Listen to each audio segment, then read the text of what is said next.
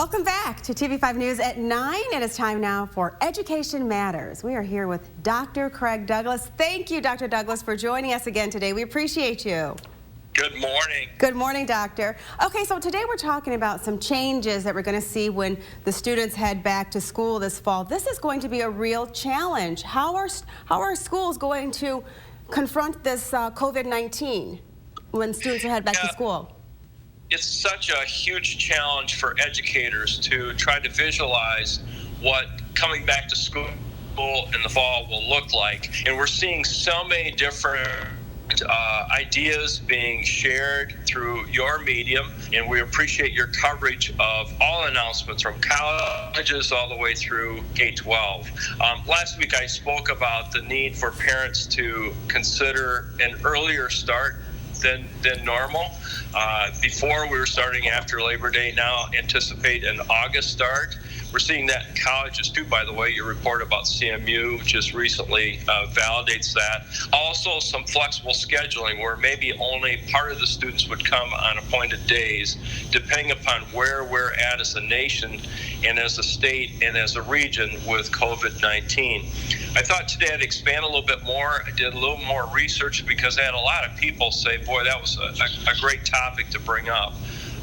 It's front and center on so many people's minds, correct? Yes. So I went on the web, and the Center for Disease Control, or the CDC, has great resources that talk about schools and operational parameters that schools should consider. And also, just in the last couple of days, the Michigan High School Athletic Association has weighed in and has provided 3 phases for how to restart high school athletics. I guess in organizing my thoughts, I broke this into 2 big categories, Colette. One is prevention. I think parents should be thinking about how to continue to encourage their children to be preventative. And that's the stuff we heard way back at Christmas time and in January and February when COVID-19 first started to become a headline. That's hand washing, social distancing, and practicing really good hygiene. For schools, that means deep cleaning periodically, and for staff, possibly to be prepared to wear masks while they teach. Really unusual paradigm to think about that. But the social distancing and the staff wearing masks are very probable, depending upon where we're at with the pandemic.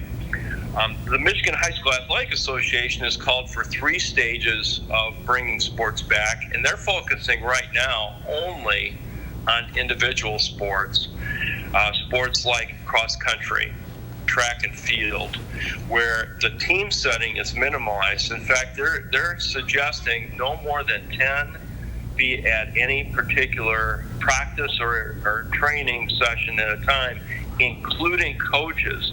And get this, to start with, no equipment at all. Wow. So it's only workouts.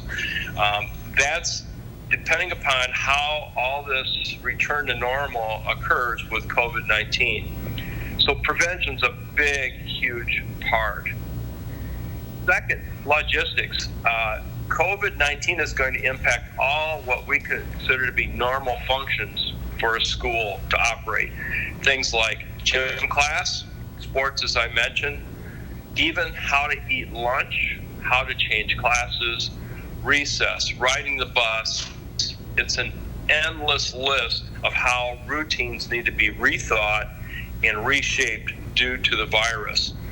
The CDC has great guidelines that they publish in a 16-page instrument available for parents to access online. They call it an interim guidance document. And in my opinion, Colette, just labeling it interim means they're going to be changing this thing as the virus evolves, as we learn more about it. So expect more shifts, changes, and adjustments to be made as the disease evolves. So parents, I encourage you to stay informed, stay tuned to TV5, keep connected with your local school, and offer your input. If you have concerns or suggestions or are willing to volunteer, offer your input to school officials. I'm very confident they would welcome that.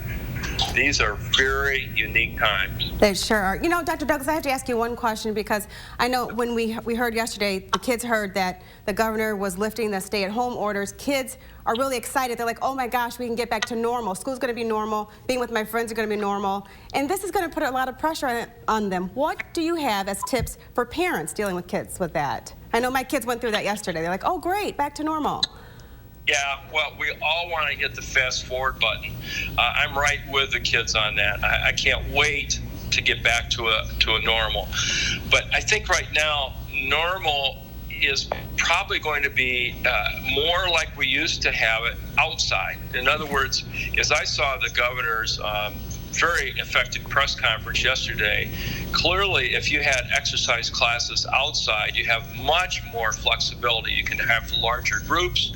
You can do the 6 feet safe social distancing outside in an outdoor setting much easier. And of course, the fresh air, we know from what we've learned about the virus, it's much safer outside in the fresh air. That's perfect. I think that's great.